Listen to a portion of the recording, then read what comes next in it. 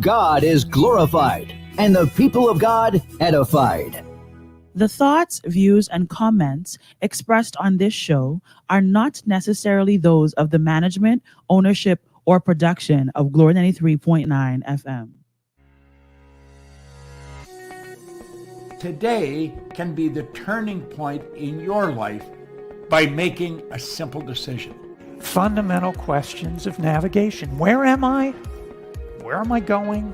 And how do I get there from here? I invite the leaders of our planet to ask themselves these three questions before they make any crucial decisions. But if you don't make decisions, you're going to stay right where you are.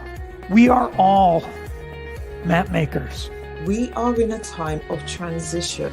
If we're going to change, we have to change the direction that we're going. Our planet needs leaders who know where they want to go.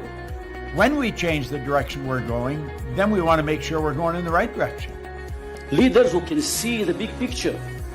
Because if we're not, we're going to either go backwards or we're going to stay where we are. Recognizing the psychological and the spiritual shifts and changes that need to be made, often from the inside to the outside. To be able to shape your future, you have to be willing and able to change your paradigm. Complex journeys require navigation. The path to the truth is one such journey. This is your GPS. Hairstyling services provided by J.D. Edwards Salon and Spa, Palmdale Shopping Plaza, Madera Street. Accessories provided by Chevette Williamson Jewelry. Standout jewelry for standout women. Wardrobe provided by Bahari Bahamas. Visit shopbahari.com.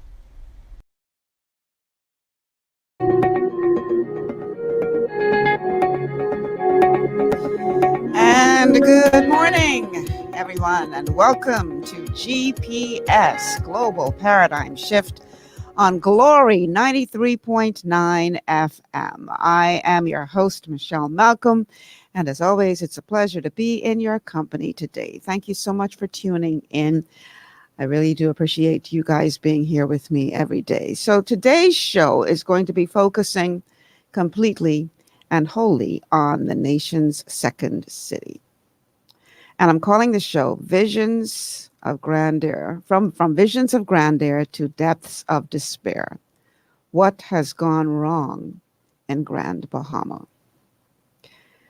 Now, for those of you old enough to remember, Grand Bahama used to be truly a jewel, not just a jewel of the Bahamas, but a jewel of the entire Caribbean. I mean, this is a place where the economy was strong and vibrant culture and a proud people. Grand Bahama was the envy in many ways of the entire country. And when we look at where Grand Bahama is today, we have to ask the question, what went wrong?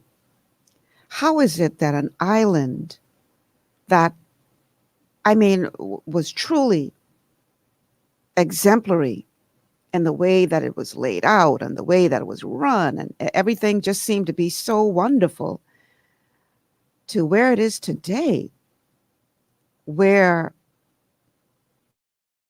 the people of Grand Bahama feel forsaken, where the once thriving economy is just hanging on by a thread, where there seems to be confusion as to what needs to be done to fix it. An entire ministry was created to oversee the needs of the island of Grand Bahama. An entire ministry. And yet the island continues to languish.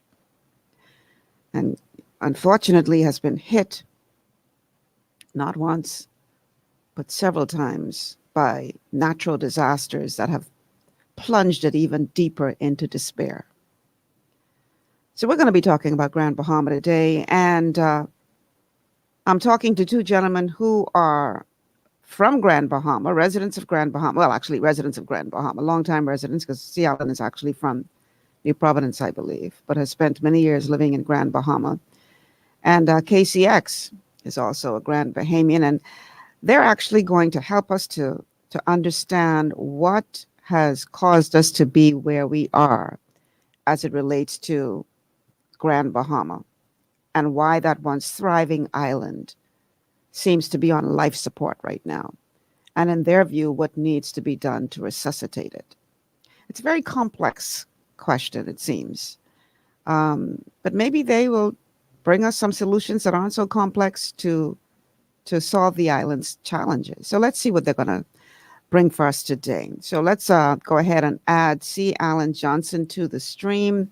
C. Alan, you all know him as critical thinker, and that is because he is a critical thinker. He always comes with a wealth of knowledge about what is happening in our country, whether it be politics or technology. You can always turn to C. Alan Johnson for some words of wisdom. C. Alan, welcome back to GPS. Thank you once again for helping. I mean, right off the bat, everything is working fine. C. Alan on the ball this morning. Good stuff. And KCX is going to join us on the show as well. Now, KCX is going to be doing something a little different. What he's going to be doing is he's actually going to be going to the locations of which he will speak so that we can actually, for those of us tuning in via Facebook and YouTube, you will actually be able to see what he is going to be describing.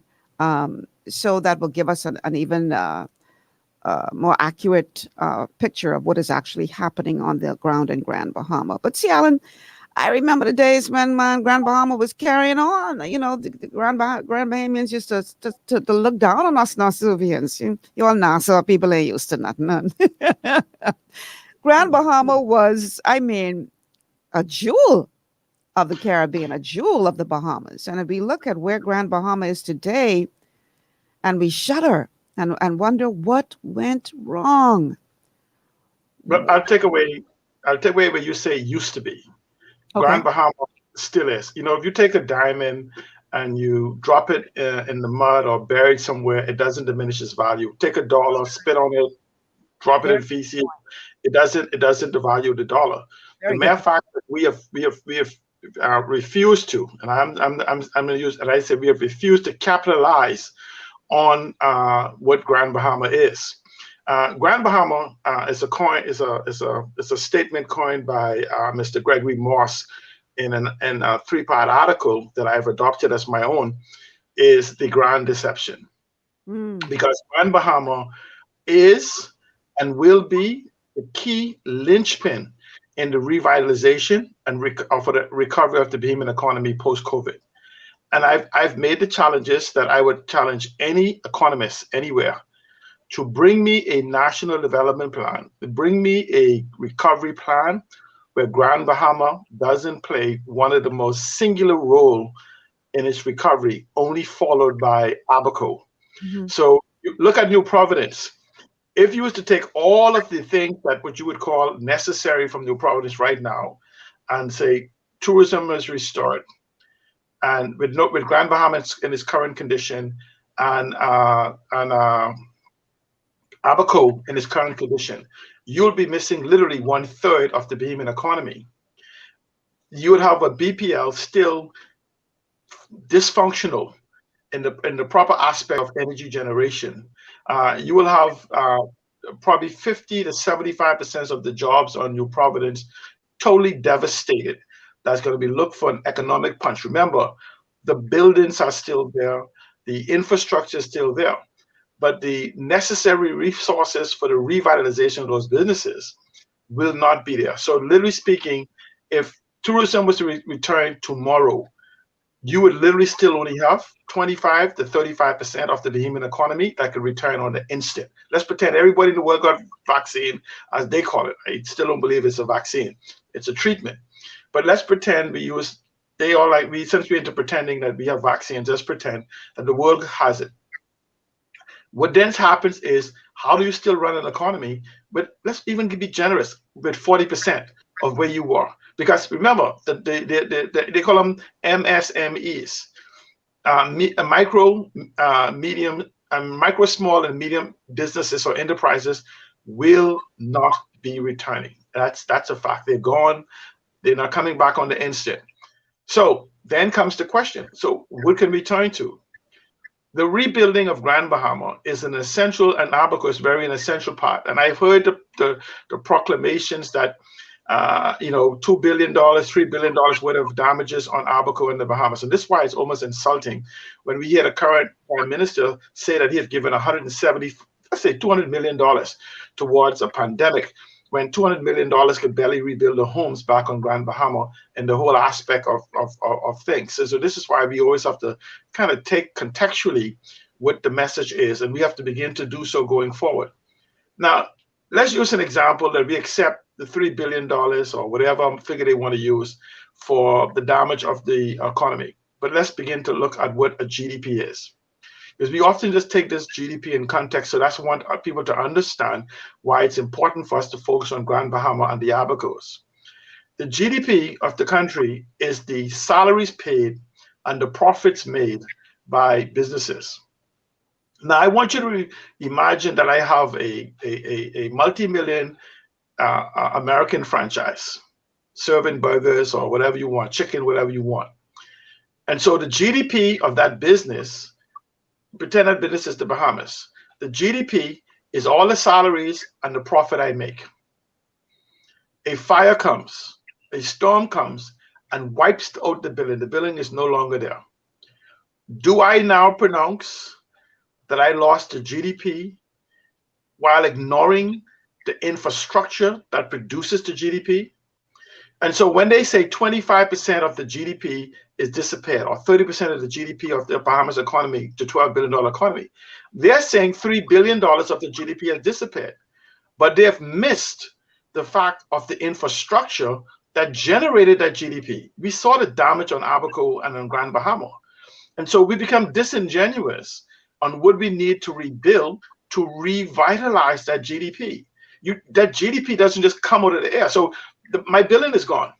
How do I now begin to generate the GDP, which is the salaries and the profits I make? You can't. And so when you begin to look at what is necessary for Grand Bahama and Abaco, you could put, without looking for any major improvement, from $5 to $7 billion to rebuild the homes and the businesses and whatever else that has been wiped out on Abaco and time. And so now we're talking about a new economy. And so we, on Grand Bahama, we need about 20,000 rooms. An actual competence survey was conducted about 6-7 years ago and some more, said that for the Bahamas, for Grand Bahama, to be in the hospitality industry, we need between 7,000 and 10,000 rooms to become net zero. And that's the hospitality industry. Remember now, COVID has shut down businesses, and the hurricane has damaged a lot of those since this COVID. But the hurricane damaged a lot. So we're talking about a pre-Dorian survey that said we need 10,000 rooms. So what is net zero? Net zero means there's sufficient rooms on the island that the infrastructure to support it, taxis and tours and food stores and all these other different things can support it. So we've been about 8,000 plus rooms short for a long period of time. So now that we're talking about a post-COVID and a new dimension in how tourism or hospitality will be conducted, I'm just talking about the housing aspect of it, because we're still in the word hospitality as opposed to tourism. We have sports, we have hospitality, we have sports, we have medical, we have education, we have a whole different definitions under that subcategory. But if you look at the fact that we need about 20,000 rooms to become really viable, none of those rooms exist today. There's insufficient homes in a country in crisis. So a strategic economic plan would become, forget the hotel of opening about 800 or 900 rooms that is totally dysfunctional and is ill-prepared to accept guests. If we was to begin to come up with the master plan of the designing this new hospitality destination of Abacos and the Bahamas, the Grabaco, the Grand Bahama and Abacos, you could very easily look at about 30,000 rooms. What is required? That's not counting the homes. It requires a build-out of these aspects. And so we're talking about years of construction. At the same time, what you have is a viable tourism product that takes into into an aspect of protocol of our COVID protocol, at the same time developing restaurants and tours and the likes. And so you can't do this on New Providence, and you cannot do this on any other island. I hear people talk about Andros and all these other islands. It will take 5 years or longer, maybe 10 years, to build a infrastructure equal to what Grand Bahama has today and has had for 60 years. And so we don't need to go build roads and power plants and all these other things. It's here. So all we have to do is build homes. So just consider the voluminous of people that is needed to build this new concept of tourism that we have pre-planned and pre-market. And you said, build it, they will come.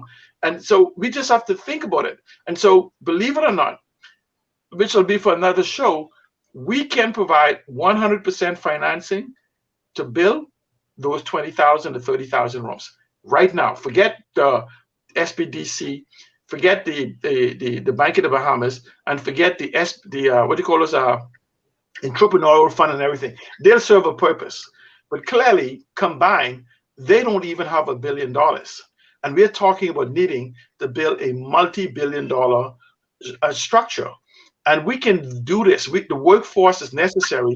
Here in Grand Bahama, you still can find properties running from $5,000 for quarter acre to $50,000 on the waterfront. And so just for the price of it, the Prime Minister say, price of property in New Providence is $150,000. You could get a quarter acre, not a piece of a property that they have in New Providence. So for the price of what you would pay for $150,000 for land in Grand Bahama, you could practically build a home. Okay. And so when you transition in, it becomes a wonderful opportunity. We just got to think big, bold, and reimagine the Bahamas. So what is stopping that from happening? What historically has gotten Grand Bahama to the place where it is now, and what is stopping that from happening? Two things. Go back to what I said, the grand deception. The problem with meeting the commitment, something governs Grand Bahama. I know people like to use the word Freeport, but this has been extended to Grand Bahama, the Hawksbill Creek Agreement. The Hawksbill Creek Agreement is a poison pill, not only for the current Grand Bahama Port Authority, but for leadership in the Bahamas. Now, here's why. The Hawksbill Creek Agreement called for August of 1990 for a form of municipal government to happen. This is when they came and gave us the fake local government so they could supposedly prohibit the taxation that's supposed to occur within Grand Bahama. So this municipal government would require that 50% of the revenue generated on Grand Bahama, since we're talking about the whole island, remain on Grand Bahama in a local governance. Now, let's use Freeport alone. If Freeport alone gets away with not paying $300 million a year, when you look at property tax and business taxes and all those different things, then you would have to naturally assume that easily from $100 million to $150 million would remain in Freeport in the hands of a local government entity. Second thing about municipal government, it allows for what is called self-taxation, meaning if Freeport decides it wants to build a new school and it costs $15 million for the state-of-the-art school, it would look at the 30,000 homes on Freeport, divide that into 15 million and says, okay, everybody, you now pay, what is that, $500, or $30,000, $500, one-time fee spread over 10 years. You pay $50 a year for the next 10 years so we could build this school. $50 a year for the next 10 years, or $25 a month for the next year. You know, or whatever you want, $15, and we could build a new school without interference because we could self-tax ourselves to build the schools, to build whatever we want. That is part of municipal government. Forget this local government garbage we talk about. Now, here's another point. The Hawksbill Creek Agreement for taxation to occur called upon the creation. I want you to remember I just talked to you about local government, the municipal government. The Hawksbill Creek Agreement also called for a land registry.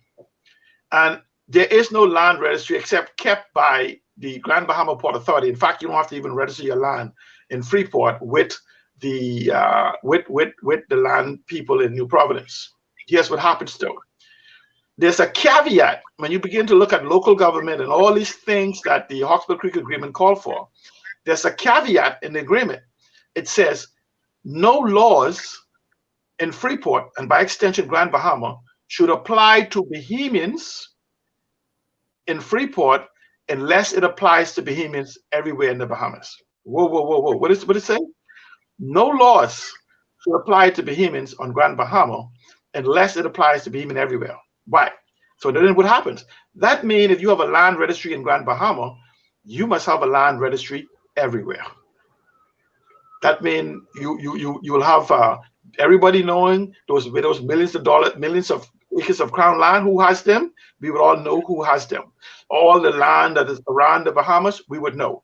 So rather than invoking the benefits that the Hawkesbury Creek Agreement called for, such as local government, meaning that you love municipal government, because you think Abaco would sit around and let Grand Bahama have municipal government and say we don't want that too?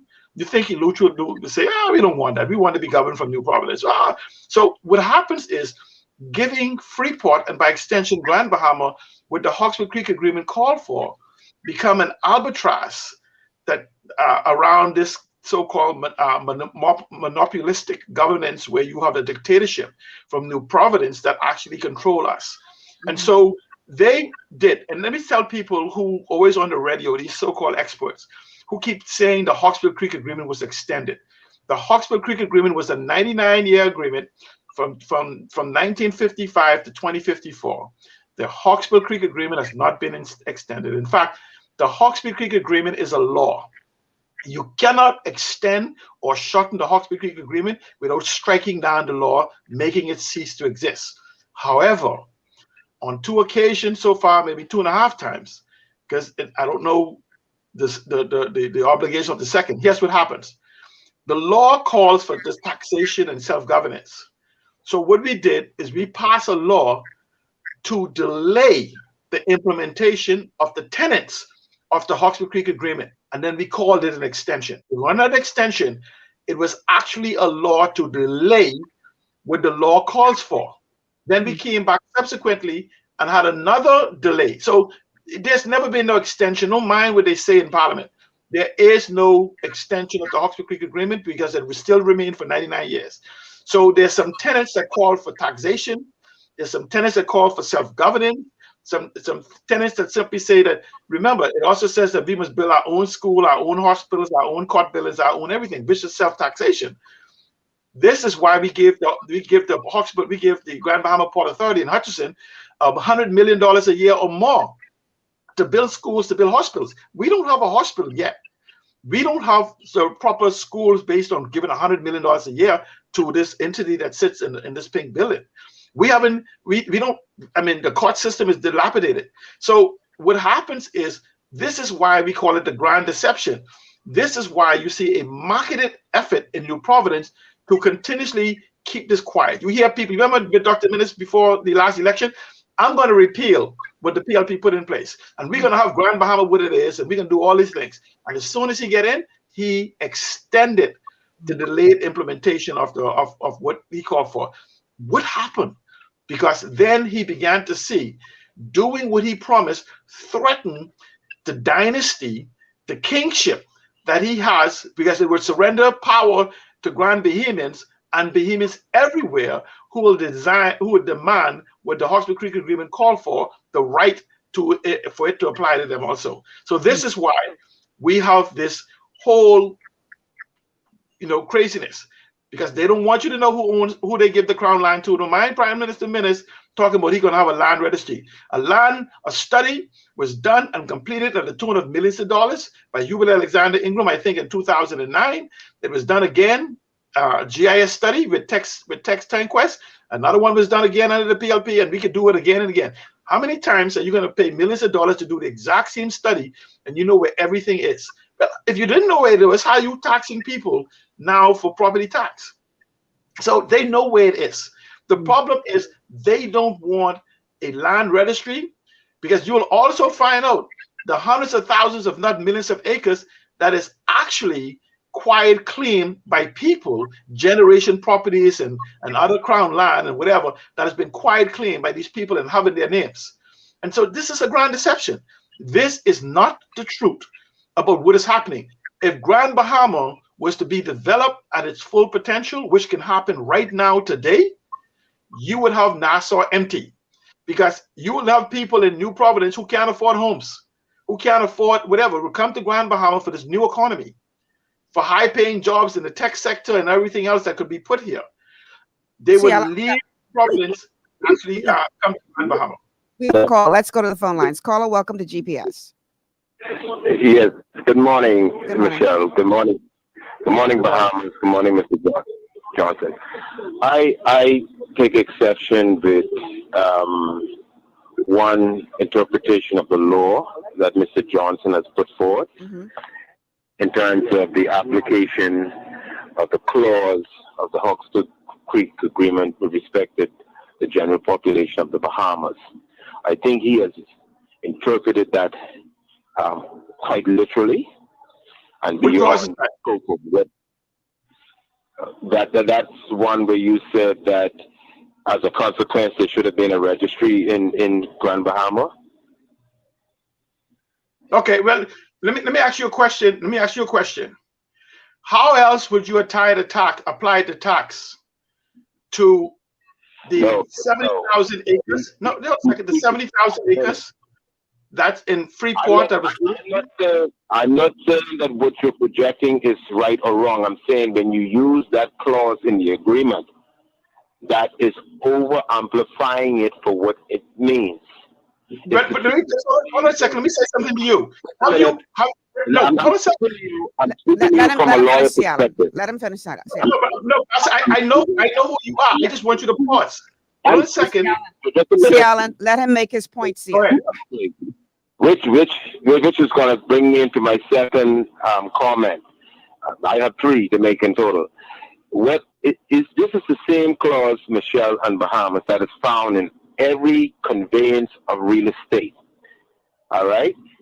That clause is put there so that if I am doing a development and if I sell a client a piece of property and if I make what we call stipulation clause or covenant that runs with the land, I cannot sell buyer one a piece of land, make a stipulation on his property, and sell a subsequent buyer a piece of land within that's neighboring that same property and give them a different stipulation. Then what that means is I make buyers of land in that one development of unequal, make them unequal in terms of covenants and rules that governs the land. So that clause is simply saying if a person commits a crime in Nassau, the same application of the law will apply to a person who commits a similar act in Grand Bahama. Okay? No, pause. See, Mr. Johnson, pause. I'm not saying that you necessarily agree with me. No, because you're convoluting. Hold on a second, sir. Conversation. And I'm a call in, and I ought to be able to express myself. Which brings me to my second point, which is probably not gonna rub well with you. Not that I'm trying to be of acrimonious or contentious with you, Mr. Johnson. When you're on the show and you're laying out all of these things, these principles, and they may well be good, they may well be substantive, but what you're putting forth, Michelle, what he's putting forth, what any of your guests is putting forth, ought to be capable of being responded to. But Mr. Johnson, you say you have a conversation. You're trying to make a statement. I'm saying to you, I don't want to go to the whole 15 minutes, whatever. I'm saying to you, each time you make a statement, you're gonna have the rest of the show to be able to respond. Okay? No, I don't want to spend the rest of the show responding to you. I want to ask you a simple question. Have you read the Royal Commission report by the Lords, by which you subject yourself to as a lawyer? Again, I came on with 3 points. I don't want to diverge. What you're saying is wrong. The Lords, the warlords that we call the Privy Council type environment, is the one who's stating what I'm stating. This is not my opinion. This is a legal opinion. Fine. Go ahead, Michelle. I'm trying to agree to agree. Okay. What I'm saying that let's take it at what you're saying. Lily, come on to this. Let's take it at what you say is correct. Okay, we leave it to the listening public to round it off for themselves. But let me just make my third point so I don't deviate the show in the time. The third point is this, which has nothing to do. Michelle, are you there? Listening. Okay, Michelle, Mr. Johnson is putting forth some good points with respect to infrastructure and facilities. Okay, I agree with that. Here is where I move my outlook as to why Grand Bahama is not getting the stimulus, why Grand Bahama, why it is not happening for Grand Bahama, or for any number of places in the Bahamas. Okay, let's Here hear is it. where I see the fault. Let's hear Okay? it. Mm-hmm. People are important. People are the resources, are the number one resources in the country. And you can build what you want. You can spend, and Mr. Johnson has some bright ideas. And he can bring all those ideas. And we can give him the finances to carry out those ideas and pass legislation with policies and make laws and acts. But if you do not get the minds of the people to evolve into a higher state of thinking, it makes no sense. Michelle, the three of us, your host, your guests, or three of us go up on one corner. We have ideals that when we left Farrington Road, we aspire to. But if your people don't aspire to nothing, you could give them the best car, they'll run it in the ground. You could put them in the best house, they wouldn't rake the yard. Okay? You can do anything. You've got to get into the minds and hearts of the people. So let's bring that home to Grand Bahama. How do you bring that home to Grand Bahama? What are you saying about how I can bring it home? Yes. Michelle, Mm-hmm. we need leaders.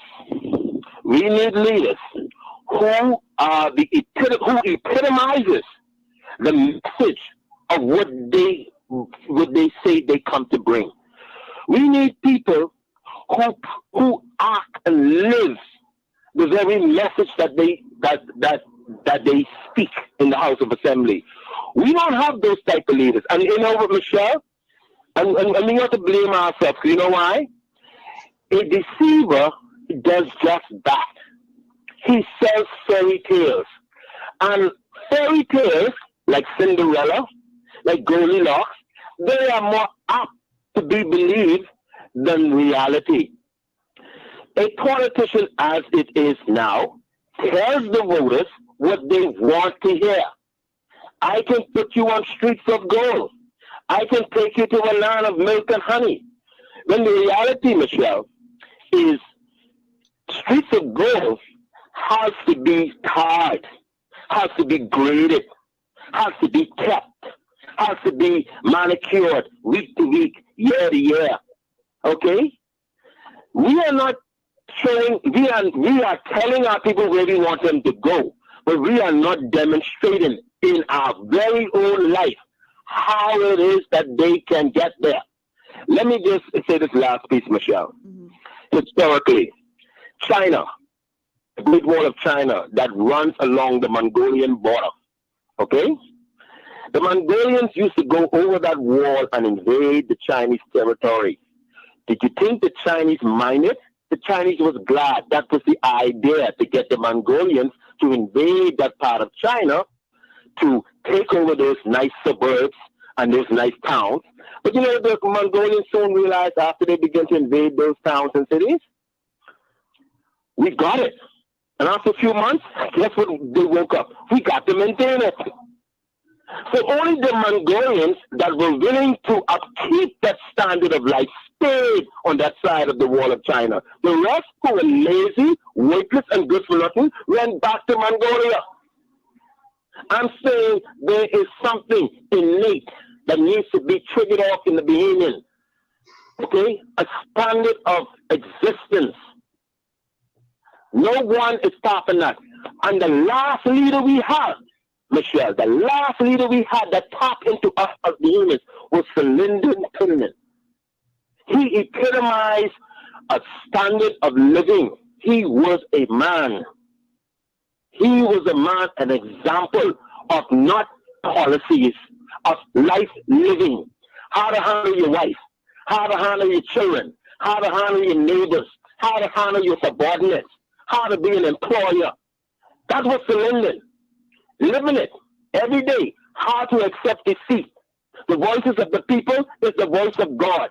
We have people who will come into a circumstance of defeat and don't even know how to accept it. Okay. I don't want us to lose focus. Okay. So, see, Alan, how do you respond? Because I hear what you're saying, caller, about the mindset of the people, but we cannot ignore the fact that there have been successive governments that have ignored the people to the degree where no matter what their mindset is or was, it still led to the devastation that we see happening in Grand Bahama. We can't put this all on the mindset of the people. There are some policies that were allowed to exist in Grand Bahama that are leading to the destruction of that island. See, Alan, let's get you in on this. How do you respond? What do you mean with respect to the hospital agreement? Yes, you can hold a second for this.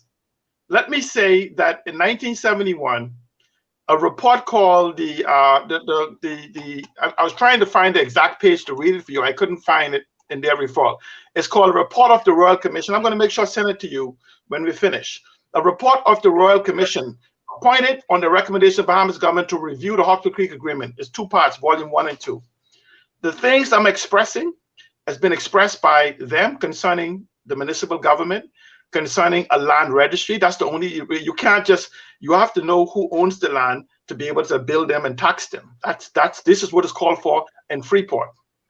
We extended the control of the Hawksbill Creek Agreement since then to all of Grand Bahama, influence of veto power and etc. And so in essence, I want to talk to it in the context of Grand Bahama. And so the Royal Commission report laid out the intent and the failures and possibilities of what the report is. The land registry is not my idea. It was written into it.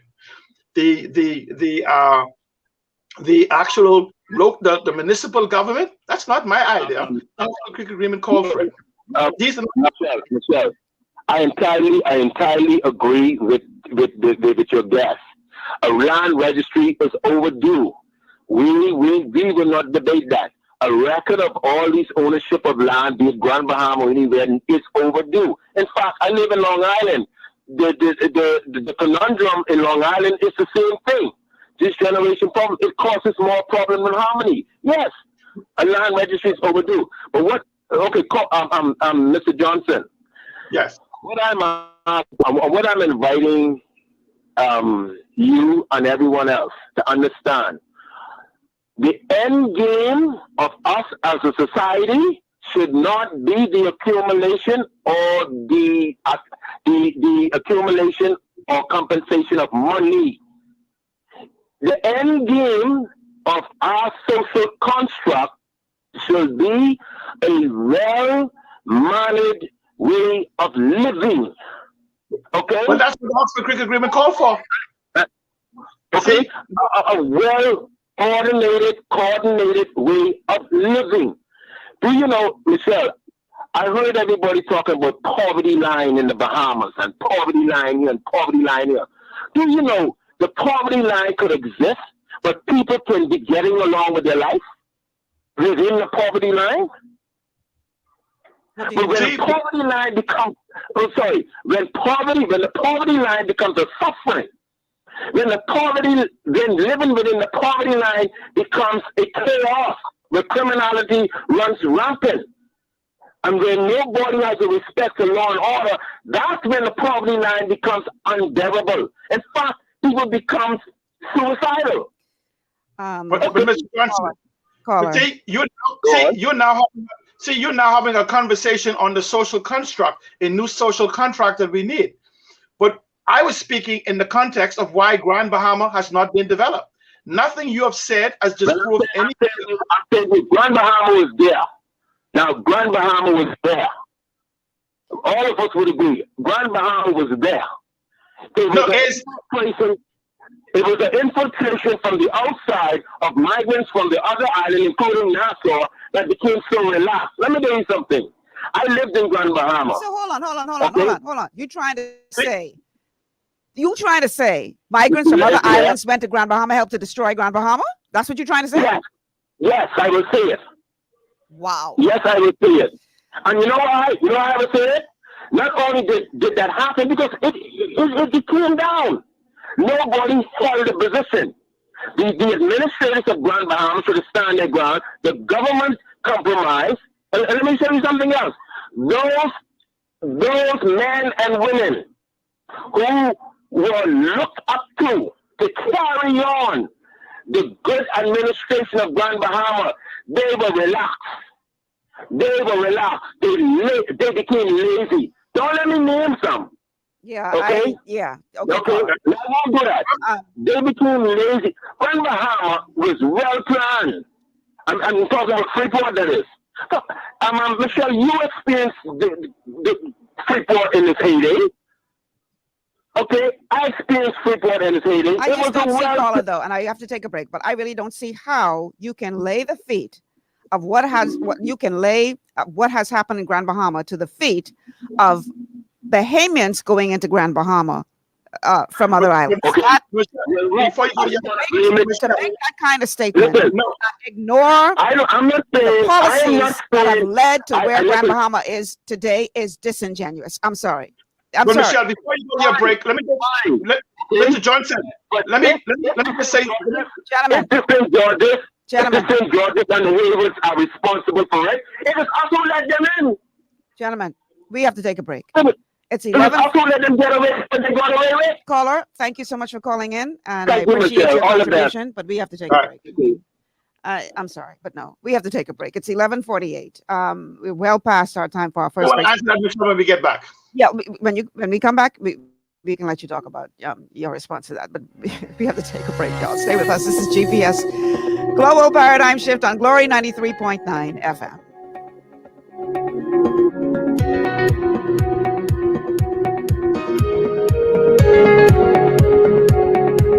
Located on Carmichael Road, Divine Designs Hair Boutique is a haven for women and men looking for professional beauty services. Our state-of-the-art and contemporary equipment creates a relaxing ambiance for you to enjoy while we cater to you. Need a hairstylist? We cater to all types and textures of hair for care and styling. We even have a barber on duty. Need a nail tech? Our technicians provide a range of nail services, including the latest trends. Unwind in one of our massage chairs while you get your pedicure. With our reasonable rates, friendly staff, and over 20 years of experience, you will be in great hands. Call us at 823-1669 or 698-1025 to schedule your appointment. Wanna be pampered? Wanna be slayed? Let Divine Designs make your day. For all your building needs, it's Carib Construction and Project Management on Gladstone Road.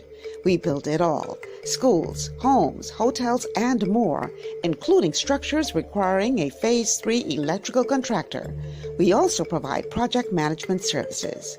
The first step towards your dream building begins at Carib Construction and Project Management. Call us at 376-1556 or 341-4466. At Lee Air, safety is our #1 priority. Flying since 1996, we offer scheduled flights into Fresh Creek and Mangrove Key Andros and Great Harbor Key, Berry Island, twice daily, 7 days a week. Affordable charter services are also available to anywhere in the Bahamas and the Caribbean. Lee Air Charter Services. Call 225-3267, 702-7127, or 322-1317 for reservations.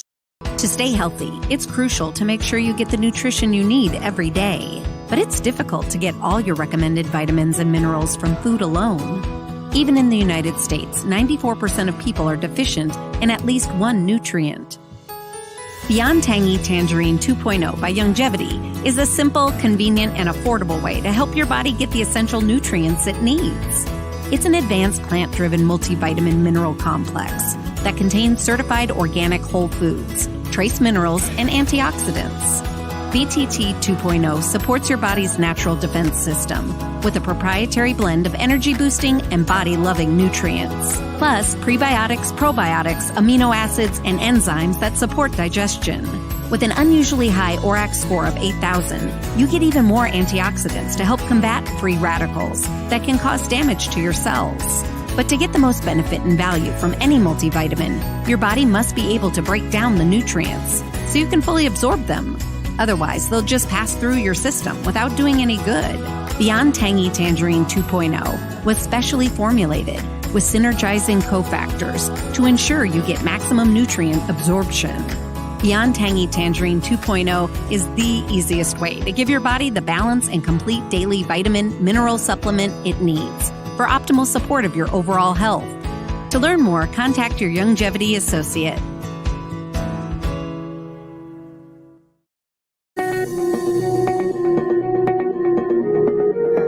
Paradigm Shift on Glory 93.9 FM. I'm your host, Michelle Malcolm. The show today is The Great Deception, from visions of grandeur to the depths of despair. What has gone wrong in Grand Bahama? We are joined today by C. Alan Johnson, who got into a heated discussion just now with that caller. And also joining us now, finally, he's made it to the call, is C. Alan, it's KCX, who's actually on location from the various sites in Grand Bahama that we're going to be discussing today. But C. Alan, you wanted to go ahead and respond to something. I understand the position that Mr. Johnson took. What he did was he overlapped a social disorder that's happening within our country. And then he applied the problem of the Bahamas to Grand Bahama, whereas Grand Bahama is the medicine to solve the social problem that we have. First of all, I disagree with from a psychological standpoint or psychiatry standpoint, with a psychological standpoint, that education makes people want more. I am of the school that believe an empowered person demands better education. An empowered person demands a better environment. An empowered person would demand a better home. So I believe that empowering Bahamians to make their own choices will cause them to correct the defects, to experience it. We go to the Allegory of the Cave. How do you expect a person to adopt a concept of empowerment when they have never experienced it? These are things empowered people do. And so I'm simply saying Grand Bahama can become that empowerment tool. I also understand, Michelle, I know where you got kind of confused, where he said the foreigners coming in. He's correct, but he wasn't talking with the people. He mentioned to the people, the Hayward family, Sir Jack family, the Hayward family and Sir George's family. He's talking about the foreigners that actually influenced the creation. First of this agreement was influenced by gangsters. Okay. We see the problems. We don't know the history. This was the gangsters that was chased out of Cuba that came to Grand Bahama. This was the corruption in governance that sat in our House of Assembly. What happens though, the Hawksbill Creek Agreement, when we have the true concept, was hijacked and stolen from the family called the Wallace Groves. And so this is where the revisionist historian comes into place, where we begin to market the story. And that's what I'm saying to you. Grand Bahama, the truth about Grand Bahama that will empower the Bahamas require us to tell the truth from our origin to when it simply says that after 60 years you will have full autonomy, that we have ignored. And so when Wallace Groves then was forced out, he was not taken out. Okay, let's me not forget that Wallace Groves had an attorney by the last name of Hayward, who happens to be Sir Jack's father, who ends up owning this. We have to look at the shares of the 7.5% of the. Do you know a lot of people don't know that the Bahamas government, by the virtue of the Bahamas government, owns 7.5% of the Hawksbill Creek Agreement. We have never gotten a report, not on day one. In fact, here's what the Hawksbill Creek Agreement says. It says that every 2 years, biannually, an audited financial report of the Hawksbill Creek Agreement is to be tabled in the House of Assembly by the Prime Minister, who is the minister for the Hawksbill Creek Agreement. Don't mind I'm giving you the minister of Grand Bahama. Have you ever seen an audited table report on the Hawksbill Creek Agreement ever tabled in the House of Assembly since 1955? Not that I can recall. So we own these things. So what I'm simply saying is, when we see the Hawkesbury Creek Agreement, what it's called for, that the this warrant of commission was issued on September 9th, 1970, by Her Majesty Queen Elizabeth II, where it appointed, through virtue of Francis Cumming Bryce, the governor, the Right Honorable Sir Hugh Wooding, PCCBE, Sir Fred Phillips, CVO, R. Manchester Lloyd, Esquire, Malcolm Francis Lindsay, to serve on this commission to give us an analysis of the Hawkesbury Creek Agreement. The fact that we have chosen to ignore this subsequent study, which shows the Grand Bahama Port Authority is nothing more than a bankrupt organization that the Dorian and COVID further exasperated, because their only income, based on a report that has been hidden called the McKinsey report, that shows their only income was from the water company and from licenses. And if 80 to 90% of the licenses is gone, and we have yet to get fresh water, so that means they can't be billing us. They have had no income since Dorian.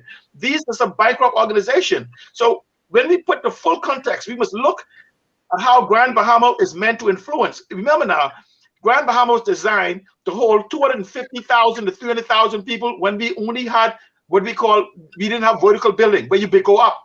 Technology exists now that if you just multiply the infrastructure that we have, we can hold 500,000 to 1 million people in Freeport alone. Let's get KCX in on this conversation. KCX, to the grand deception. Yeah, what I know, you've been listening in, and now we finally got you in on the stream, and you're on location. What are your thoughts, and where are you, and what does where you are have to do with this conversation we're having right now? KCX, can you hear me? Yes, Michelle, how you doing? Thank you for having me. Very interesting show. See, Alan, how you doing? Great one. I'm all right, sir. How you doing? Let me say it publicly. Let me say it publicly, man. Let me say it publicly, man. Thank you so much for your longevity, man, and the love for your country.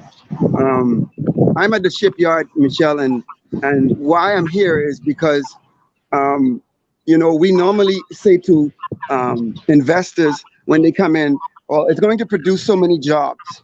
And right here at the shipyard, they have thousands of expat workers. We've prepared our young men and women for these jobs. And all of them, if not all, most of them have been fired. And I normally do a morning session out here when they're coming to work and when they're leaving. I mean, it's like clockwork. They work around the clock out here.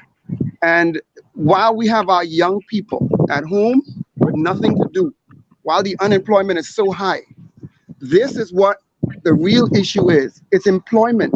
We're now having companies able to come to Grand Bahama and because now they have something called the commercial enterprise. They can now bring their employees along with them. They don't need to hire Bahamians. And so when we talk about policies, it's the policies that has destroyed Grand Bahama. How do we even entertain something called a casual worker with no insurance and no benefits? How do we entertain that? That's what's destroying Grand Bahama. We've allowed hotel workers to now have our maids work for $2 a room. $2 without any gratuity, without any insurance. So the real issue is employment in Grand Bahama.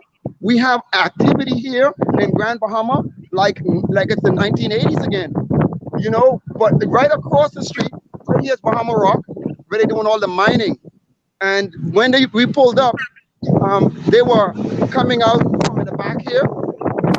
Every 10 minutes, you had a truckload of aggregate coming from in the back here. But they understand that I was here, so they ceased their operation until this is over, I guess. These people here, they do not care about us. We don't care about each other. And these things will continue to happen until we understand that we are the victims. No one cares about us. Until we understand that, we will continue to be victims. And we have the victim mentality now that it can't get any better. We got to remember that the people who are allowing these things to happen, we employ them. The reason why my government is afraid of me is simply because they know I know my rights. And I know that they work for me. And they should fear me rather than me fearing them. And that's the mindset of every Bahamian. Your government works for you. If they're not working for you, these kind of things will continue to happen. Policies will be put in place to force you out of business. See, all of these things that you see right now, they're happening down here. This is something that, see, Alan can tell you, we've been fighting against the WTO since 2001. And we've been doing a hell of a job because every administration, when they come in, they find that they got to meet up against a force of the WTO assassins. And this is the only country where it's now taken 20 years to become fully WTO compliant. So we are protecting every business in the Bahamas by not allowing the WTO to set in here. Because things like this, and you see all these cars pulling out here, these are not Bahamians in these cars, these are foreigners. They came here riding a bus, now they're able to get out of their vehicles and remittances are now going out of this country. They said the Bahamas is one of the leaders in remittance. Monies are going out of this country like never before. But listen, man, the issue that we have is the policies that allow things like this to keep happening. And the Hawksbill Creek Agreement is a failed experiment. It's a total failed experiment to us. I want to read a comment from one of our Facebook viewers in response to what that last caller said. Cordero says, he is saying leave things the way it is because some people's mindset won't change. What about the majority of us who already have the mindset? That's my team. Gentlemen, you know, we all know, the three of us at least, and I'm sure many of our viewers and listeners on radio, we know that Grand Bahama has the potential to be far better than it is because it was there. This is not some pipe dream, some, you know, fish upon a star. Grand Bahama was there, where the island enjoyed immense prosperity and was being run very, very well. And you cannot tell me that it is, as the caller tried to insinuate, all about mindset, because much of this has to do with failed policy. Now, the question is, what has to happen now to turn this around? What agency has to be dealt with? What policy has to be revisited? What do we need to require of our parliamentary representatives? You know, Grand Bahama has what, 5 representatives, and yet the island continues to languish. So what needs to happen to turn this around, and why are we not seeing it happen? What we have to do, Michelle, is we have to have an honest conversation in context of what Grand Bahama was or still is and intended to be. Mm-hmm. The problem is doing so will require exposure. In fact, I would put to you that we may have some previous members of parliaments and prime ministers that if they was to die today, we would bury them in Fox Hill just for them to do time. My God. You know, I'm saying that's the atrocity, because it wasn't just Grand Bahama they hurt all of us. In fact, what KCX is speaking about, the industry and Bahama Rock that you hear that is extracting the wealth of the country every 10 minutes by the hundreds of tons in those trucks that goes every 10 minutes, 24 hours a day of mining. Mm-hmm. And so what happens though is that you have individuals who come in who knows the troubles just like I'm speaking of, but as soon as they reach there, they forget.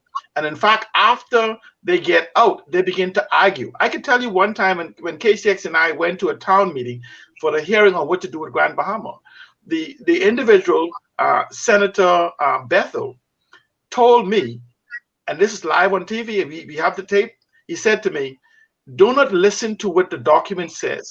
Listen to what I tell you. We get to discuss what I tell you, not what the document says. That's what he told the room. Let's listen to me. Don't believe what you're reading in your hand. Listen to me. And this is the mindset of those that seek to hide the grand deception.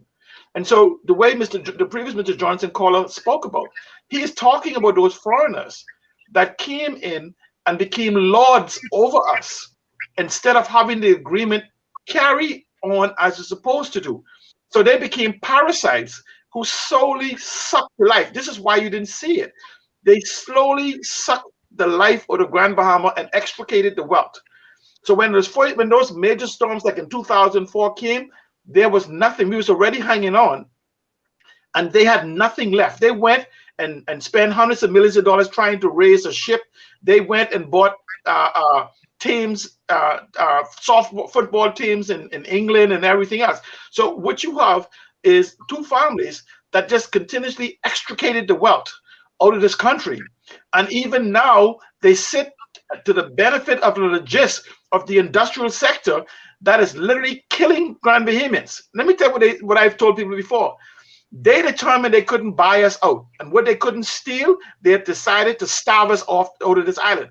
This is what, when you go back to the Oban report, and I brought this up too, the Oban report was about strengthening our local oligarch's position to take away this Hawksbill Creek agreement when it expires and have full control of Grand Bahama as opposed to developing for Grand Bahamians. And so everything they've done has been an anti-Bahamian, because the Hawksbill Creek agreement is a tripart agreement. It is between the licensees of Freeport, the Grand Bahama Port Authority, and the people of the Bahamas. That's us. We have yet to see the benefits of this. And I'm simply saying, as we go back to taking our ownership in this, going back to the 7.5% and the dividends and whatever extricated wealth that we have not gotten our fair share of, and to begin the taxation as called for under the Hawksbill Creek Agreement, we can own Grand Bahama in 5 years. Because those individuals today, they don't have the $1 million to fix the water supply for which they was making multi-millions of dollars on. They can't fix the airport. This is why the airport is in the state it is. This is a bankrupt organization that only exists in name to continue the charade that we have this agreement in its intact as its purpose called for. So what we have to do is, let's revisit this agreement. Let's take ownership of what's expected. Let's give what is called for municipal government. Let's give what is called for taxation of businesses to billions of dollars. Do you know the GDP of Grand Bahama that we do not tax is greater than the GDP of the entire Bahamas that we do tax the poor people in? And they don't pay VAT on the billions of dollars a year. They don't pay money on the profits. They don't pay anything. They live here, give these contracts that KCX spoke about, these temporary contracts, poison the people. Nobody in this industrial sector in Grand Bahama could tell you what happens to the millions of tons of poison they have imported into this country. They pump it into the ground in the well water, killing the people with cancer, where you cannot drink your well water anymore, destroying the water tables, the oil spill in East Grand Bahama, doing multi-billions of dollars worth of damages. And you see in subsequent news that they seen the oil is still there, but they said it was cleaned up. And it's amazing. They clean up the world's largest oil spill in the shortest period of time. Mind you, you have other countries like the oil spill in the Gulf of Mexico. A decade later, the oil spill in Alaska, 2 decades later, they still clean it up. We clean ours up in a matter of weeks. Yeah, ridiculous. Ridiculous. Meanwhile, you can go and see the oil still there, but yes, it just, to me, goes back to they just insult your intelligence. There is a day-to-day all-out assault on our intelligence. These people think we stupid. Yeah, and because they know we won't reunite. See, the most powerful fear they have is you uniting. I've seen, you'll always have people come and talk with the Hawksbill Creek Agreement and whatever it says. I always tell them, they come with their sound bites and other people. They'll never come and have a cognizant conversation live and broadcast and bring the documents. And let's go visit these places. Even for what KCX spoke about, they have reports right now for Central Grand Bahama that Aaron Lewis and the former ambassador, Big Mo, said on live broadcast, C. Allen Johnson, and KCX captured this. C. Allen Johnson, we have all the reports you've been asking for 2 decades. We have them hidden and you will never find them. He said that on live television, the ambassador, Maurice Moore. You're breaking up. I think something's going on with your internet connection. So I don't know if you heard KCX, but I didn't hear anything of what you just said, what he said. So repeat that for me, please. Everything he said. You heard what he said, KCX? Yes, I heard everything he said. We were at a town hall meeting. Yeah, can you hear me? Yeah, we can hear you. Yeah, it's kind of breezy out here, but we were at a town hall meeting and concerning the cancer in Grand Bahama. Michelle and Mr. Maurice Moore, and we have the video, and I can share it with you after the show, where he said the government is intentionally hiding these findings that we paid for. I mean, it's atrocious. Right now, there's a company by the name of Polymers, who makes the styrofoam beads and the AIDS drugs, and they take their waste. I can show you the tanks where they dump the waste directly into the ground. Now, here's what's so crazy about it. They also give the community free water. Now, the free water, it comes through a reverse osmosis plant, and they're claiming that they get this water out of the Hawksbill Creek, where they've been dumping carcinogens since 1969. Okay, now they're saying they ran it through the reverse osmosis, and they are giving out the letters now saying this water has not been tested for drinking. And no one is even wonder, should this water need to be tested before we allow the public to take this water? And we counted right through the corner that I grew up in, and Michael Pine, we grew up through the same corner. We counted 30 people that were diagnosed and died from cancer. 30 people through one corner. 30. My sister was the last person to die from cancer. I was diagnosed with cancer. Unfortunately, I was able to beat it. But there's a lot of conversation that are taking place in the House of Assembly, but it doesn't concern Grand Bahama. You hear nothing about these things. And so this is one of the reasons, after all of my activism, I've decided to now apply to the people of the East Grand Bahama to be their representative in the next upcoming election, to carry our message to Parliament. You've never heard about the power company and how they're ripping the Bahamian people off. You remember C. Allen talk about these companies pay no taxes? Well, it's the power company also. They pay no taxes, but yet they tell you you have a fuel surcharge. How do you have a fuel surcharge if you don't pay taxes on the fuel coming in to run your generators? And nobody has these kind of conversation.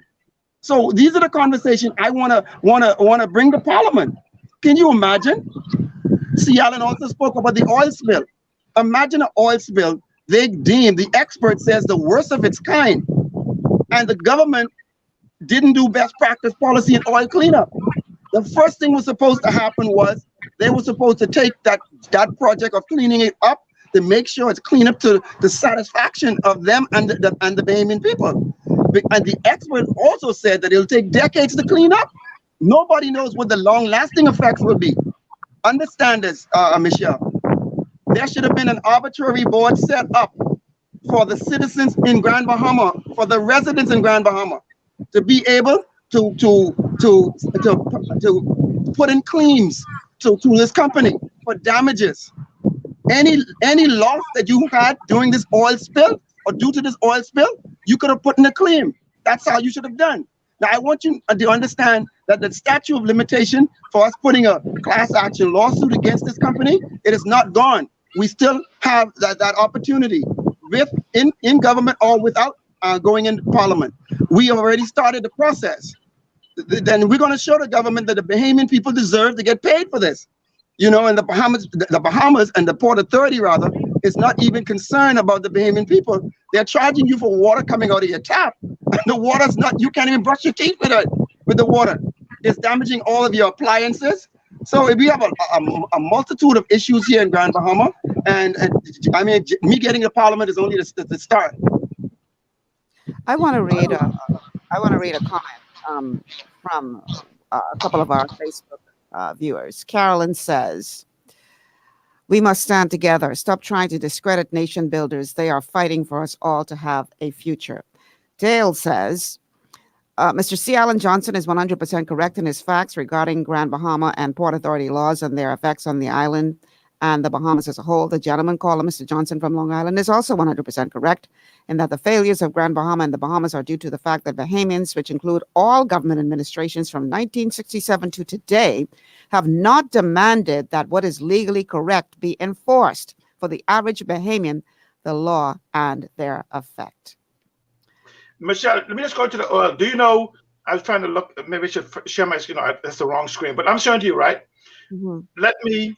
The oil company in sense up there have not fixed their tanks. Just let me see. My camera doesn't do the thing here, but essentially the oil companies have not repaired the oil tanks up there that's damaged. Is exactly how it was damaged from years ago. I just took my drone up there and took some shots up there, and so nothing has changed. But I don't understand this. Do you know Michael Pintard mentioned in the House of Assembly that we have these $5 billion of carbon credits that is generated? $5 billion of carbon credits used to be generated, or still is generated, or fractionally diminished in East Grand Bahama alone. So not only have they done damage to $1 billion worth of freshwater table, the area there is considered the longest underwater caves in the world. The National Geographic has declared East Grand Bahama as a historical site for world history to know the origins of the world. The crystal caves up there, for which they also said has no value. They couldn't determine the value because the figures don't exist for them to determine the value.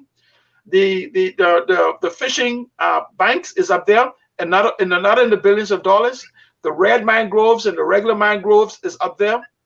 The coppice is up there. All have just been damaged, as well as the carbon sink of $5 billion a year. We have yet to get $1 for the damages inflicted in East Grand Bahama that will probably last a generation. And so when you begin to look at the industrial sector for Freeport, and the same thing has happened. You could have a company that comes in that makes this dangerous carcinogens, that brings in the poison, and there's no export record of the refuse of the byproducts that has been created has ever left the Bahamas. In fact, we modified the plastics law. Remember the plastic bags, the plastic ban? The #1 producer of styrofoam, I think, in the world is right here in Freeport. They import tons of carcinogenics. And the byproduct, no one can account for it because it's never been exported out of the Bahamas, because no country would accept it. So where is it happening? It's being pumped into the ground. The same thing for the other companies, the other industrial companies that produce chemicals here for years. We have a cement factory that is considered a world, it's a definition of site that can be cleaned, that has asbestos and everything, that is in the open air, that causes cancer, that's existing. And guess who bought that?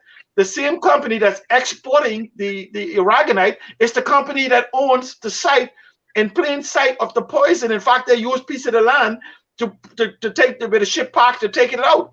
And this is a site, they call it a Superfund site. If it's in the United States, it should have been a Superfund site where they would have assigned billions of dollars to clean this up. They have a spot there where they park their boat to take the aragonite out of the country. It's sitting there in plain sight. When you buy a company, which is the areas they bought was part of the cement factory, you buy the liabilities. But we're not doing anything about it. It just sits there exposed. And so Grand Bahama is a conversation to be had. And we have to have it now for the mere fact that I explained to you, no place, in spite of its environmental things that can be addressed, is better prepared for the economic recovery of the Bahamas. We talk about the world has went digital. The Bahamas is the most digitally prepared country in the world. Freeport, if treated as a country, would be the second most prepared country in the world. So I'm simply saying is the technology exists and our awareness exists to address the defects of what is happening. In fact, Michelle, the hotel, and I would challenge the Minister of Finance, the Junior Minister of Finance, and the Minister of Grand Bahama, and the Competent Authority, and the Prime Minister, all of those wrapped up in two people, the Honorable Kwesi Smith and the Most Honorable Hubert Alexander Minnis, to come and engage me and my team as part of a conversation, so we could tell them how we could maintain and keep the hotel instead of giving it away for what we have paid for it and probably billions of dollars in tax concession. There's a new economic model in the world today that we can collect $250 million right now for that hotel. We can, as a people in a sovereign trust, we can keep it and generate $250 million to repair it without any money except for maybe, let's say, $500,000 more from government. We don't need to sell that hotel. We need to incorporate it as part of the new economic model for hospitality in the Bahamas. But what's happening is that these guys is looking at 5-year plans. This is why they're trying to fleece us about a hotel going to be opening on the 25th with 60 employees. Imagine you can open up a hotel. So that has 900 rooms. 900 rooms can bring 60 employees to open back up where they have not done anything concerning the mold, the mildew, the furniture, nothing. It is all a staging to bring back, so they can simply say they're doing something to be reelected. And this is the problem: is we have to stop allowing them to lie to us, to lead us astray, to bamboozle us. We have to confront them and put aside the political tribalism and realize that a rising water brings all boat. They're not just lying to the PLPs because the FNM wants to deny it. They're lying to all of us. Everybody. We got to take a break, Sally. We got to take a break. So let's take this break, and then because we missed our 12 o'clock break because our first break was late. So let's take this break. And then when we come back, we're going to continue the conversation about Grand Bahama, the Grand Deception. What happened? And how can we get Grand Bahama back to its glory days? That's the topic on today's GPS. Stay with us. We'll be back after these words from our sponsors.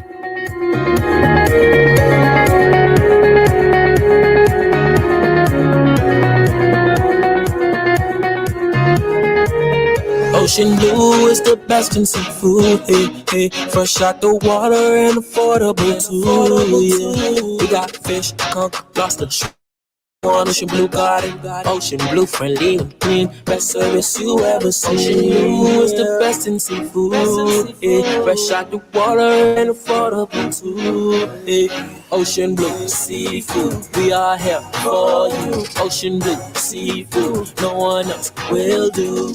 Ocean Blue Seafood, located on Burnett Road. Contact us at 393-2160.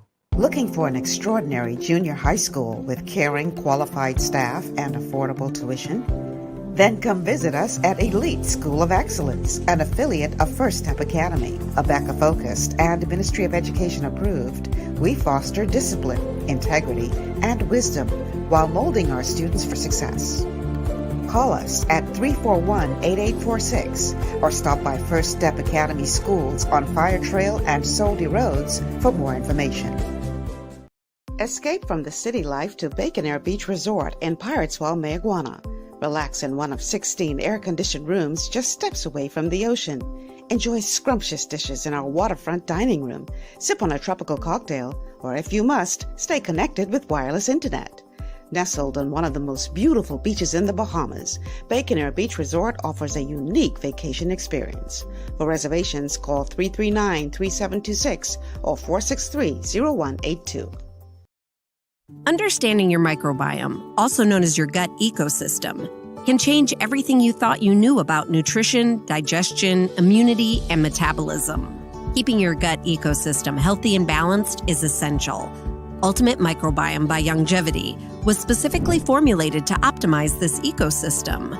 It provides the advanced support your gut needs through prebiotic, probiotic, and postbiotic supplementation. Our unique blend of probiotics includes Lactobacillus and Plantarum, healthy bacteria that can help prevent harmful bacteria from taking over your gut. Increasing your gut's population of beneficial bacteria creates a more balanced gut microbiome, which has been shown to aid in weight loss, skin health, sleep, mood, and may even help with seasonal allergies. Ultimate Microbiome also promotes the production of postbiotics. Postbiotics are key to help regulate your gastrointestinal health. To enhance digestion, Digizyme Multi-Enzyme Complex, a blend of 5 specific enzymes, has been added to Ultimate Microbiome. It can help break down food so your body can better absorb nutrients. Plus, we've added our proprietary I-26 Hyperimmune Egg Powder to aid in the elimination of disease-causing gut bacteria and help your body balance its immune response. Ultimate Microbiome, the scientific, proprietary, and holistic approach to gut health that helps optimize your body's entire gut ecosystem. To learn more, contact your Longevity associate.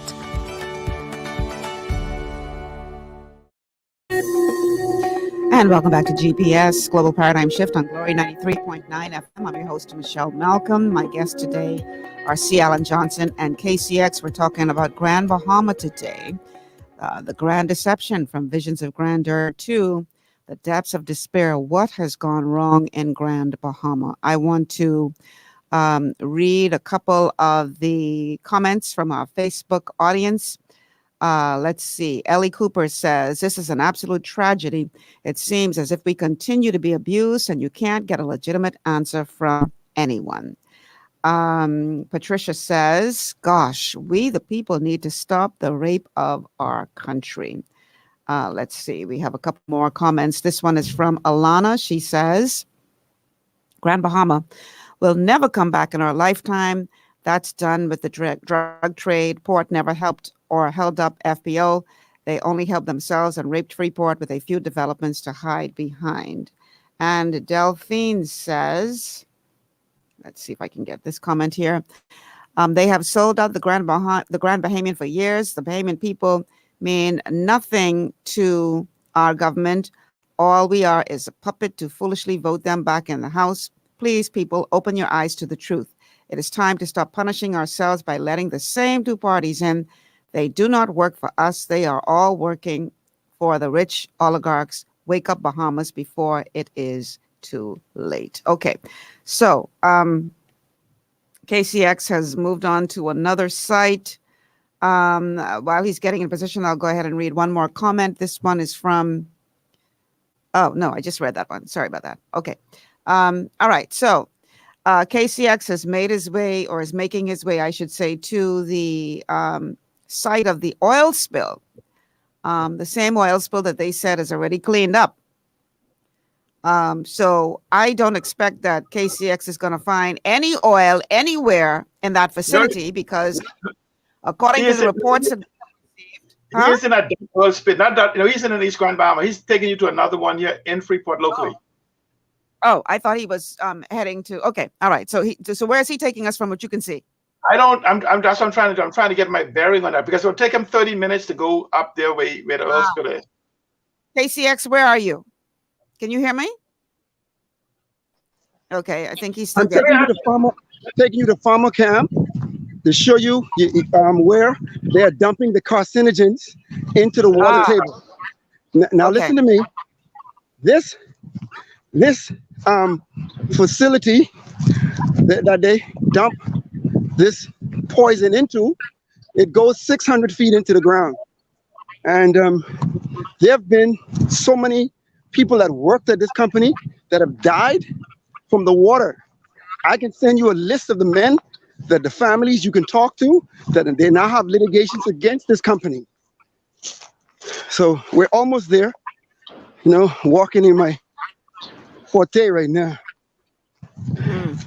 But as he walks, just let me answer Alana. Alana said the Grand Bahama, and then I say to you, the Grand Bahama, within 3 to 5 years, can become the metropolis of the Bahamas if we do what is necessary and we do what is right. And I'm simply inviting a real conversation on what Grand Bahama is and what Grand Bahama can be. And so essentially it just requires, but the demand has to come from the people. KCX and I have been demanding this for decades. The problem now is the people have not done. When they walk in the room, everybody says, oh boy, here comes trouble.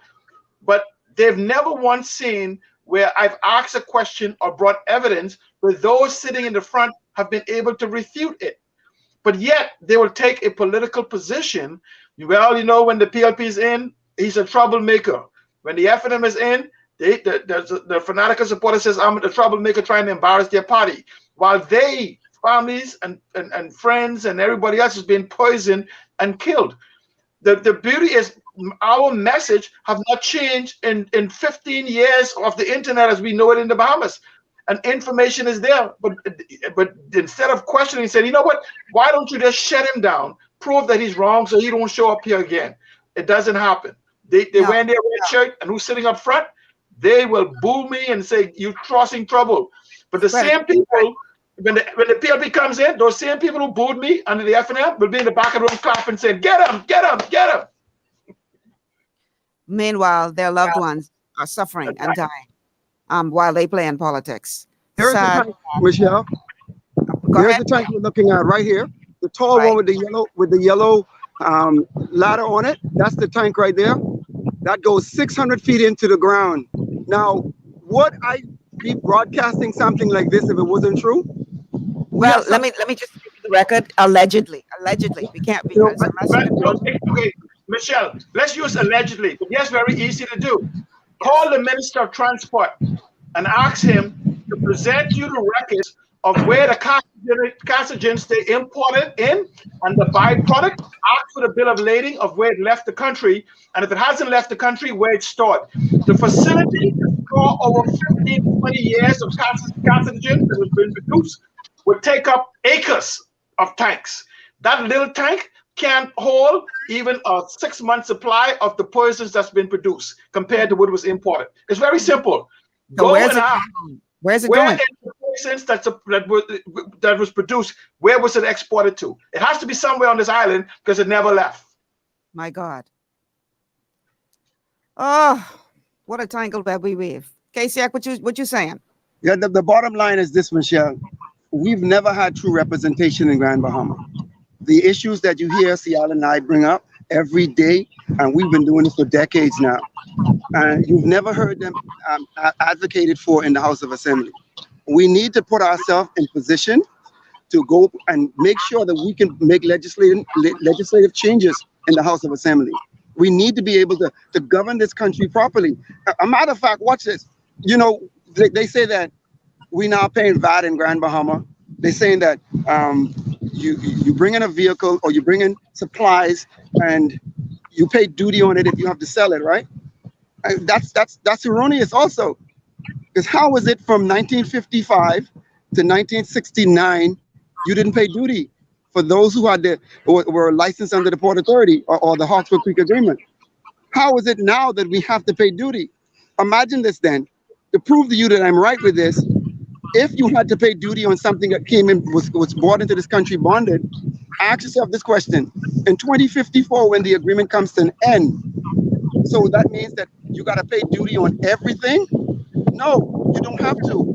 So these are some of the things that we are having issues with the messaging. And we need people who understand exactly what's happening in Grand Bahama and how to fix it. And one of the things that we need to do, first of all, is abrogate this Hawksbill Creek Agreement, which has failed Grand Bahama. It has failed us terribly, terribly. But Michelle, let me just say what Casey just said to you about the bonded issue. The Hawksbill Creek Agreement, there's no such thing as a bonded vehicle or bonded anything. The Hawksbill Creek Agreement says duty free, free of duty. This misnomer called bonded is totally ultraviolet to the intent of the Hawksbill Creek Agreement. The word duty free means that I pay no duty on it and it's not conditional.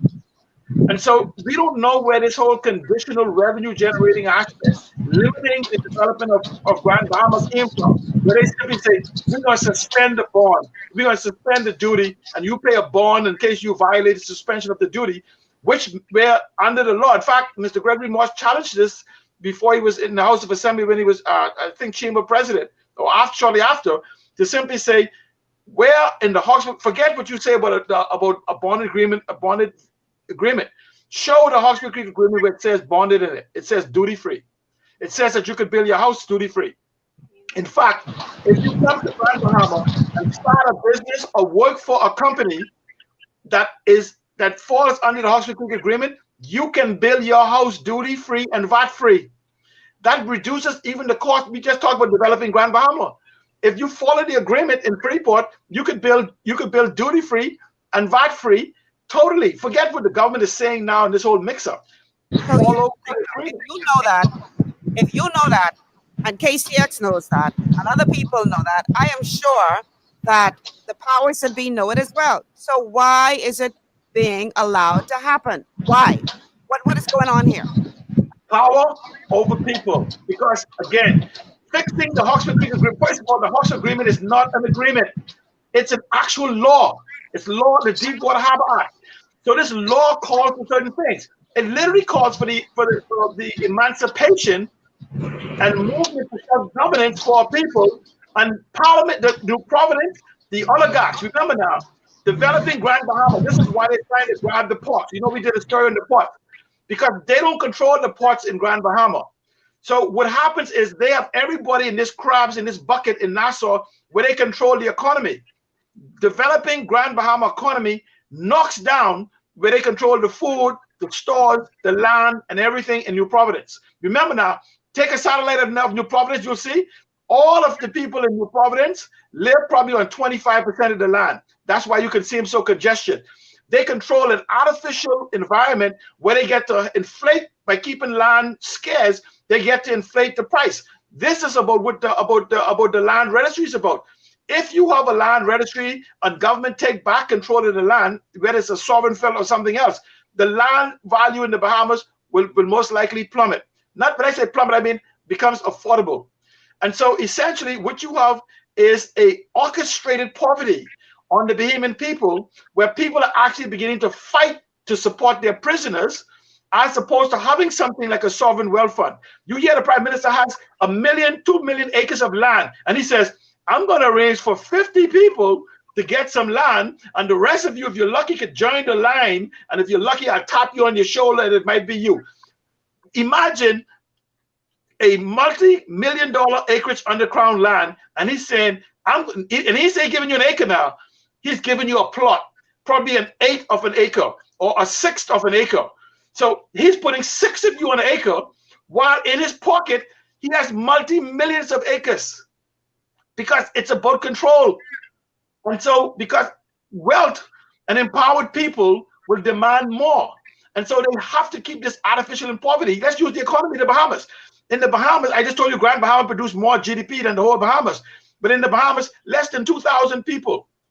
Takes $9 billion out of the economy, and the rest of 400,000 of us have to share the other $4 billion as salaries. So why is it that this wealth in the Bahamas is not common wealth? It's because we can't have an honest conversation about the economy. That's why they hide the statistics. They hide national insurance statistics that they can make public.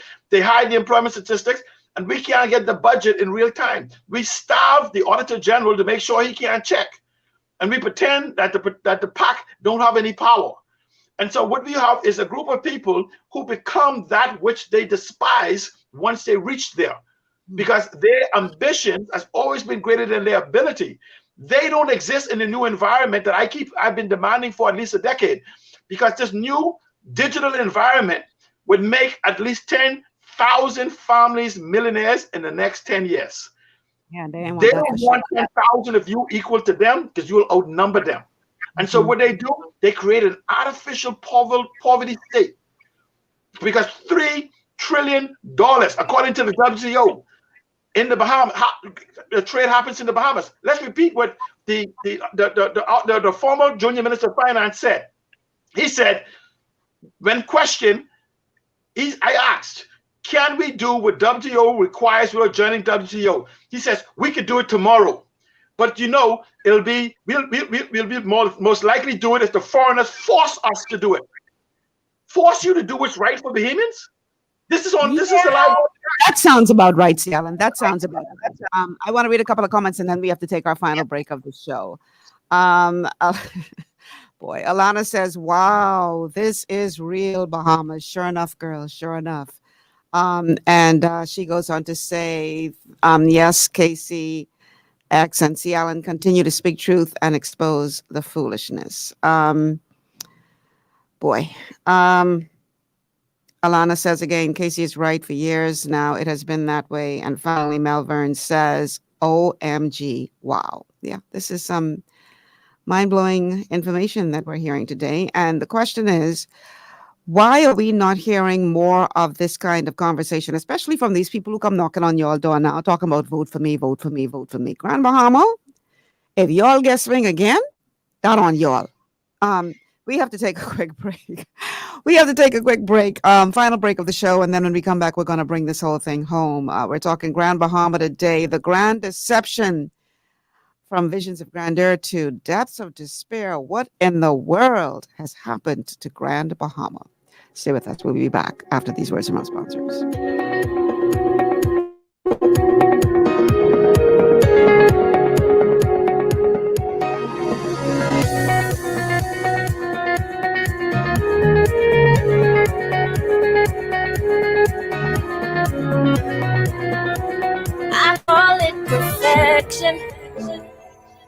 When elegance and taste make a connection,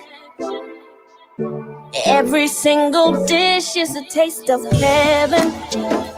For your banquet or your wedding, who you getting? HD Catering. HD Catering. Book Heaven's Delicacy Catering today with Chef Lachey Jones and experience a taste of heaven on earth. Call 533-9621. HD Catering. Want to look your best and feel even better? Visit J.D. Edwards Salon and Spa for the ultimate beauty, body, and anti-aging treatments, offering custom colors, haircuts, vegan anti-freeze treatments, silk blowouts, natural and acrylic nails, unisex pedicures, facials, and massages, all waxing services, and microcurrent therapies for anti-aging and body sculpting. J.D. Edwards Salon and Spa, Palmdale Shopping Plaza, Madeira Street, telephone 326-7863. Your body's immune system is under constant pressure from things like stress, lack of exercise, and toxins in the environment. It's crucial to be proactive and support your immune system with the nutrients it needs to function effectively. But it's often hard to get these nutrients from food alone. Introducing fast-acting Zinc Plus Immune Support by Longevity. Unlike zinc-only supplements, Zinc Plus Immune Support builds on the proven power of zinc and adds complementary nutrients to give your immune system extra support. Vitamin D helps balance the effects of zinc, while our proprietary blend of natural fruit and root extracts provides the extra help your immune system needs to work against daily stressors. And we've included Longevity's exclusive plant-derived minerals to give your body the minerals it needs, but can't get from food alone. And because Zinc Plus Immune Support is delivered in a great-tasting, sugar-free, berry-flavored lozenge, it encourages quicker absorption of all these nutrients into your body. Zinc Plus Immune Support. Zinc plus the extra support your body needs to promote a healthy immune system. To learn more, contact your Longevity associate. And welcome back to GPS Global Paradigm Shift on Glory 93.9 FM. I'm your host, Michelle Malcolm, and my guests today are C. Alan Johnson and KCX, and we're talking Grand Bahama today, the Grand Deception, from visions of grandeur to depths of despair. What has gone wrong in Grand Bahama? I want to read a comment or two. Quentin says, successive governments have failed the Bahamian people. We need to wake up and keep them out. FNM and PLP. Interesting there. Okay. And Alex says, thank you, Mr. Kendle Colebrook and C. Alan Johnson, for the information that you both shared with us today. All right, gentlemen. Election could either be right around the corner or about a year away. And this is the time when people start knocking on people's door and handing out the flyers and talking about, what the other people ain't do and what we can do and, why you should support us or why you should vote us back in or why you should kick them other people out. But for Grand Bahama, I would think that the persons on that island would really, really consider what is being presented to them, because Grand Bahama has been, the whole of the Bahamas is, going through a hard time. But man, in Grand Bahama, it is especially bad. So what message would you give, or what should the people of Grand Bahama be looking for when people come knocking on their door, talking about vote for me? What should they be saying to them in light of what your current reality is on that island? KCX, you're muted. You have to unmute your mic. Yeah, before I go any further, let me make a correction. It's not the company what I showed you just now. It's PharmaCam International. So I just want to make that correction. The first we're losing you. Wasn't that Polymus? No, that wasn't Polymus. No, that was Polymus International. Okay. All right. So correction has been made. Okay, great. Now, what the Grand Bahamians need to be looking for and the next candidates who come asking for their support? What will make you satisfied as Grand Bahamians that what can they possibly say to you that will make you believe that they have your best intentions at heart?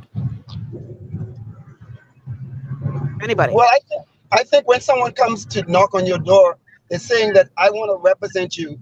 I want to show you that I can go in the House of Assembly and speak on your behalf.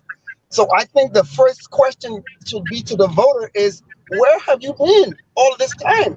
While the Bahamas was sliding, especially Grand Bahama was sliding to the bottom. Where were you? How come you didn't stand with C. Allen and Casey when they were advocating for our needs here in Grand Bahama? We need people that has a track record of standing up for others. You can't tell me you just now are concerned because it's election season. We, C. Allen and myself, we stood when it wasn't popular.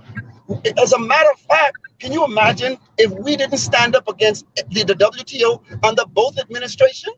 We'd have been destroyed by now. This country would have been finished.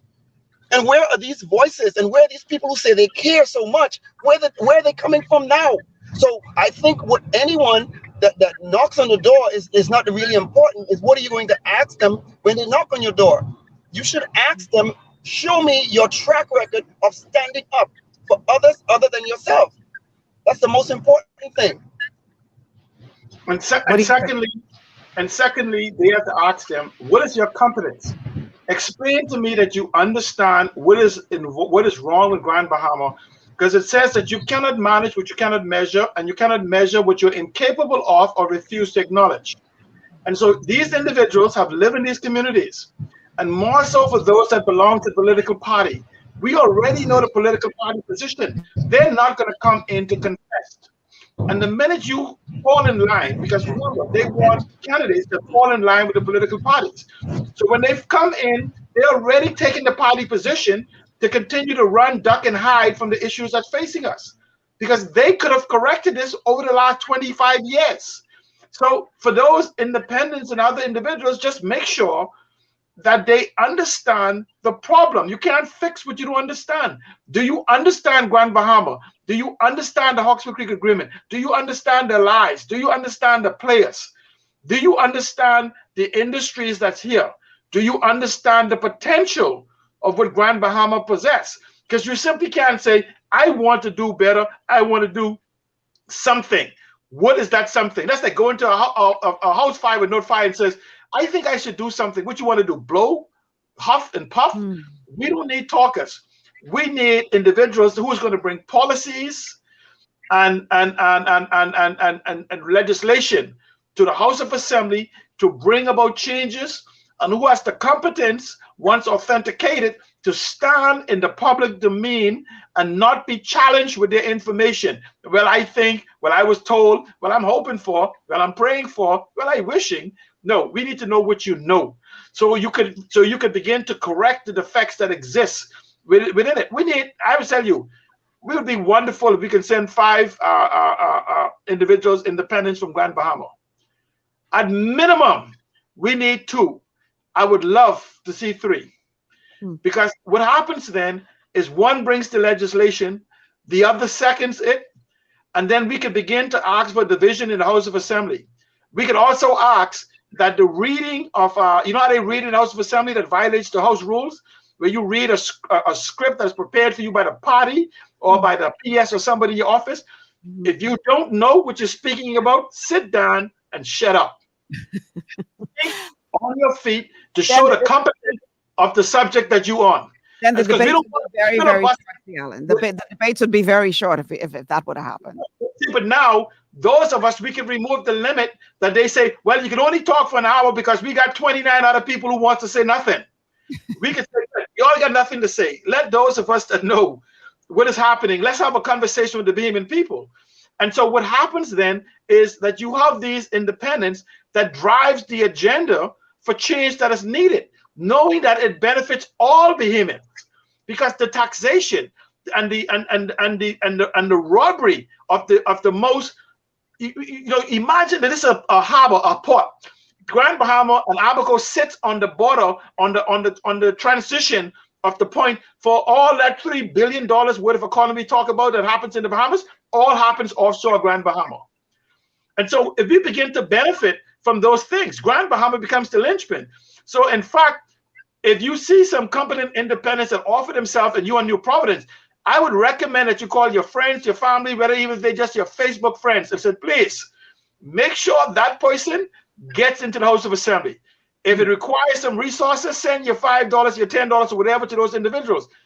And let those individuals bring about the change, because what they bring, see, like an individual like myself in the House of Assembly, I don't need that minister's salary, because what I will generate by creating an environment, a digital environment, and an environment far exceed the $28,000 I'll get in from the House of Assembly. But you have individuals who will take a position on a government post because $100,000 is a fantasy that they've never achieved. And so what we simply saying is, let's fix it so we all can make $100,000, so that we all can own bed and breakfast and be worth $1 million within 5 to 7 years. Because if we need 20,000 bed and breakfasts, if everybody gets 3 bed and breakfasts, good. That's 7,000 families that just becomes millionaire from the bed and breakfast. That don't count the stores, the tours, the car rentals, the clothes, and everything else. If we fix our immigration system for Grand Bahama that protects our citizenship and open up the country, let them come, let them spend their money. But we own the stores, we own the construction companies, we own those things. And when we need expertise, like if I just chip my teeth tonight, I don't go become a dentist, I go buy the expertise we need. We can buy the expertise we need. We don't need to give them the country so we can get a job from it. So we need competent individuals that understand the issues, that understands the future, so we can help build the Bahamas. It doesn't require nothing but legislation, and legislation to give us access to the capital we need. And so don't let them tell you, you don't have the money, you don't have whatever, you don't need money. The money doesn't create wealth. Ideas do. C. Allen. Okay. I have a comment from Melvern that says, very educational show. We needed more shows like this. Thanks very much, Michelle, for the 2 facts.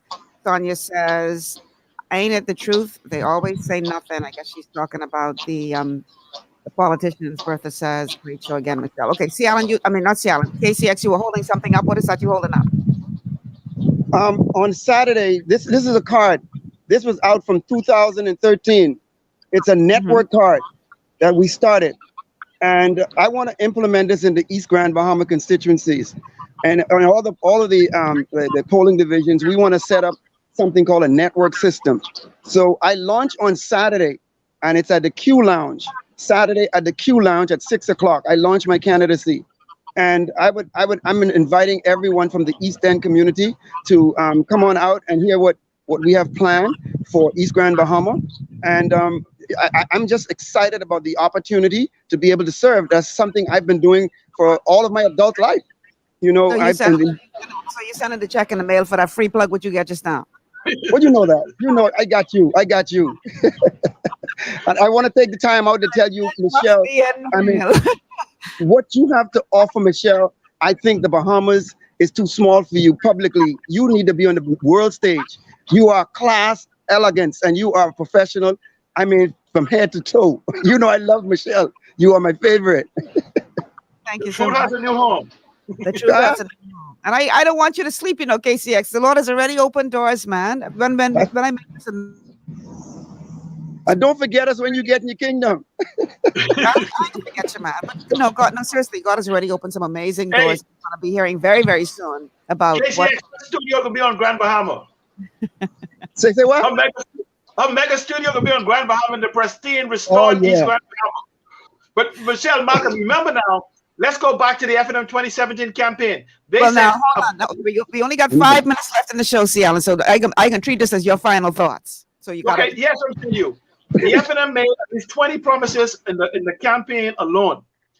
I'm saying to you, they've added multiples to that. They have yet to fulfill any of those 20 promises. The FNM promised us in East Grand Bahama a multi-billion-dollar revitalization called ecotourism. They said in Central Grand Bahama, not the constituency, we will have technology which should have taken 4 months. They've been trying for 4 years. And they've spent millions of dollars doing, and they paid foreigners millions of dollars, and people like me and others who've been in technology for 42 years was never called, not once.